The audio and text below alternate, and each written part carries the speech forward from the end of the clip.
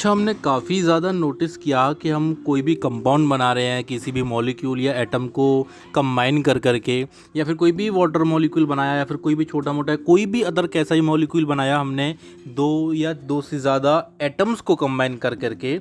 तो उसमें हमने क्या नोटिस किया, उनका जब मॉलिक्यूलर वेट निकाला या फिर उनका कंपाउंड का फार्मूला लिखा या किसी भी केमिकल कॉम्बिनेशन में उनका जो एटॉमिक मास था वो हम देख रहे थे किस कंसेप्ट के थ्रू। वो देख रहे थे law of conservation of mass के थ्रू, ठीक है। और जो दूसरा कंसेप्ट था हमारा, हम उनके एटॉमिक नंबर के अकॉर्डिंग वैलेंसी को चेकआउट करके तब भी कंबाइन कर रहे थे। तो यहाँ से क्या होता है, हमें कहीं ना कहीं पता चलता है कि जो हमारे एटम्स हैं उनका वेट भी कहीं ना कहीं केमिकल रिएक्शन में आपका रोल प्ले कर रहा है, ठीक है।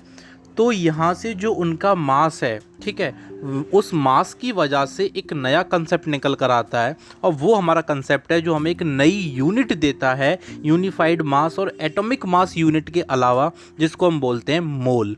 तो आखिरकार ये मोल का कंसेप्ट क्या है, इसको समझते हैं, ठीक है। So hello everyone, my name is Suraj Singhania, the founder of SRJ group, and welcome to our science channel SRJ science hub.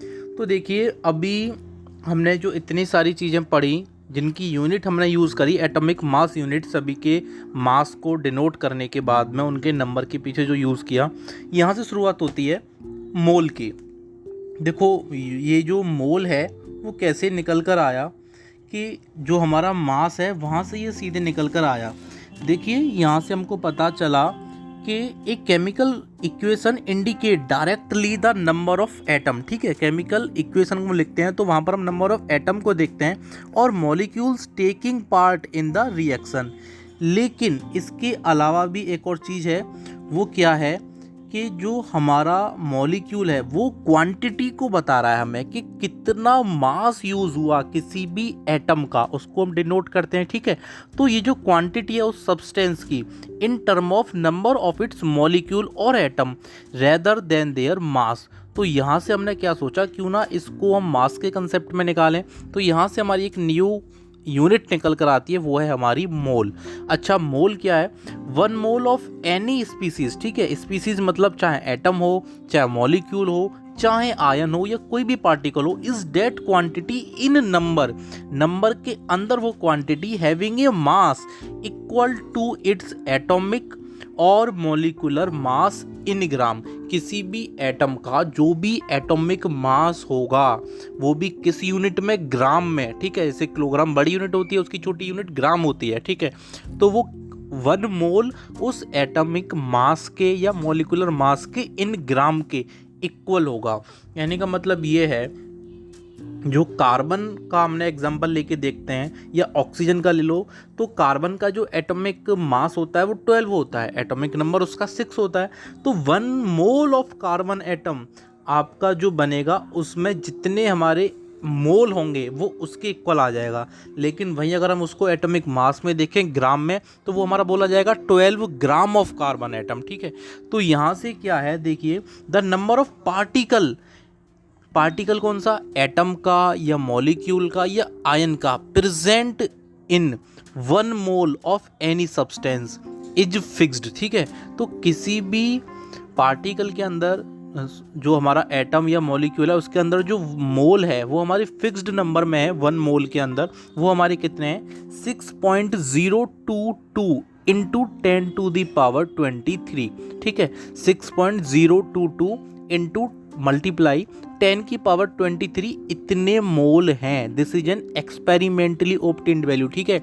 ये बाकायदा प्रैक्टिकली प्रूफ वैल्यू है 1 मोल की किसी भी पार्टिकल के अंदर। तो उसका मल्टीप्लाई कर देते हैं किसी भी एटम के एटॉमिक मास के अंदर। वो एटॉमिक मास किस यूनिट में होगा, ग्राम के अंदर, ठीक है। फॉर एग्जांपल, हम बेसिकली कोई भी चीज़ खरीदते हैं तो वो आपकी 1 दर्जन में 12 नंबर में होती है। जैसे कि हमको केले लेने हैं तो 1 दर्जन में हमारे 12 केले आते हैं, ठीक है।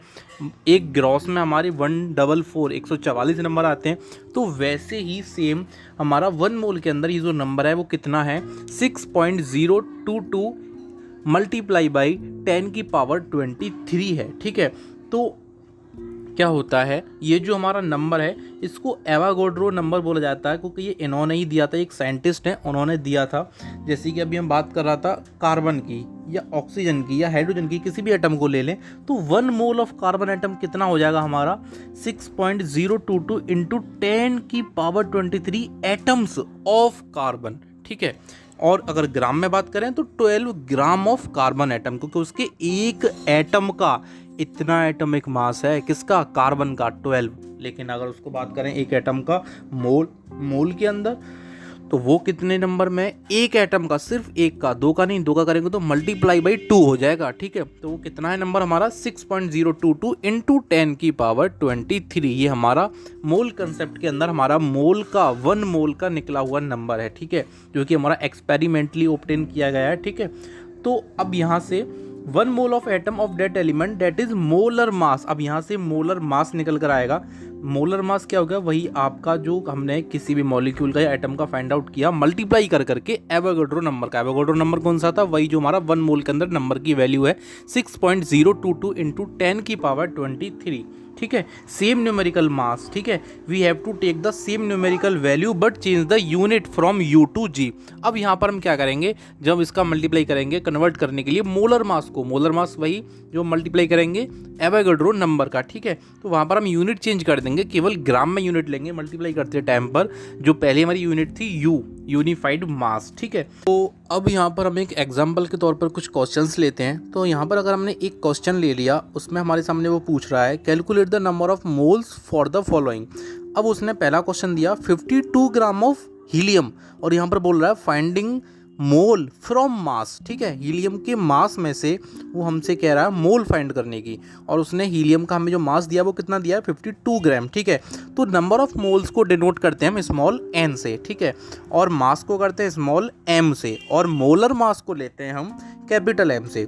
तो हमारे पास जो मास है किसका, एटॉमिक मास यूनिट में, या फिर हम यहाँ पर तो ग्राम में लेंगे, ठीक है। तो हीलियम का हमारा मास होता है 4, ठीक है, और हमें जो दिया है उसने खुद पहले से हीलियम का वो हमें कितना दिया है उसने ग्राम के अंदर 52 दिया है, ठीक है, क्वेश्चन के अंदर। तो हम यहाँ पर कैसे निकालेंगे इसको, गिवन मास को डिवाइड कर देंगे मोलर मास से, और मोलर मास हमारा कितना है, जो उसका एटॉमिक मास है उसको हमने बस कन्वर्ट करना है किसमें, ग्राम में। तो हमने क्या किया 52 को डिवाइड कर दिया 4 से, 4 उसका मोलर मास हो गया, और 52 गिवन मास जो क्वेश्चन में दे रखा है, डिवाइड करने पर हमारा कितना आ गया 13 आ गया। तो ये हमारे क्या निकल कर आ गए, मोल निकल कर आ गए। अब दूसरा उसने क्या बोला, दूसरा हमें दिया उसने पार्टिकल्स दिए हैं, यहाँ पर हमें मोल फाइंड करने हैं। तो हमें उसने हीलियम के पार्टिकल दिए हैं 12.044 मल्टीप्लाई बाई 10⁻23। अब यहाँ पर कह रहा है कि ये हमारे नंबर ऑफ पार्टिकल्स है हीलियम के, यहाँ से आप फाइंड आउट करिए मोल को, ठीक है। तो इसका क्या फॉर्मूला है, स्मॉल n तो हमारा वही होता है जो हमारे नंबर ऑफ मोल्स हैं, इसको हमें फाइंड आउट करना है, इसमें हमें मोल फाइंड आउट करने हैं। तो यहाँ पर हम कैपिटल N को डिवाइड कर देंगे एवोगाड्रो नंबर से, ठीक है। तो कैपिटल N हमारा क्या है, जो हमारे नंबर ऑफ पार्टिकल्स हैं जो हमको क्वेश्चन में दिए हैं, वो हमारे कितने हैं 12.044 मल्टीप्लाई बाई 10⁻23। इसको हमें डिवाइड करना है एवोगाड्रो नंबर से, ठीक है। वो हमारा क्या था 6.022 इंटू 10⁻23। ये हमारे 1 मोल के अंदर जो वैल्यू है नंबर की वो वैल्यू है, इसको डिवाइड करने पे हमारा आंसर आ गया 2। तो हमारे 2 मोल बन गए किसके, हीलियम के पार्टिकल्स के, गिवन जो पार्टिकल हमें दिए उसके अकॉर्डिंग। तो इस तरीके से हम मोल कंसेप्ट के अंदर मोलर मास को फाइंड आउट कर सकते हैं, ठीक है। अब यहीं पर अगर हम एक और क्वेश्चन ले लें, यहाँ पर हमें दे दिया, जैसे कि एक और क्वेश्चन हमारा वो दे दिया हमें नाइट्रोजन से रिलेटेड, ठीक है। यहाँ पर बोल रहा है 0.5 mole of nitrogen gas mass from mole of molecule, ठीक है। अब यहाँ पर हम क्या करेंगे, यहाँ पर हम जो भी हमारा हमें दिया है क्वेश्चन में मोल, उसको हम मल्टीप्लाई करेंगे, क्योंकि हमें N2 है, हमारी नाइट्रोजन के 2 हैं, ठीक है। तो हमने यहाँ पर मल्टीप्लाई किया सबसे पहले तो 14 का 0.5 के अंदर, ठीक है। मास हमें अगर निकालना है तो हम क्या करेंगे, मोलर मास का मल्टीप्लाई कर देंगे नंबर ऑफ मोल्स में। तो नाइट्रोजन का हमारा जो मोलर मास है वो हमने दिया है, और नंबर ऑफ मोल हमें दिए हैं क्वेश्चन के अंदर। मोलर मास हमारा कितना हो गया 14, और उसके अंदर हमने मल्टीप्लाई कर दिया किसका, जो हमें क्वेश्चन में दिया है, ठीक है। उसने क्लियर बोला 0.5 मोल ऑफ N2 गैस, उसने पहले से ही N2 दोनों नाइट्रोजन के एटम का उसने मोल हमें ऑलरेडी दे दिया है, ठीक है। तो वो हमारा कितना हो गया, वो हमारा हो गया 0.5 मोल।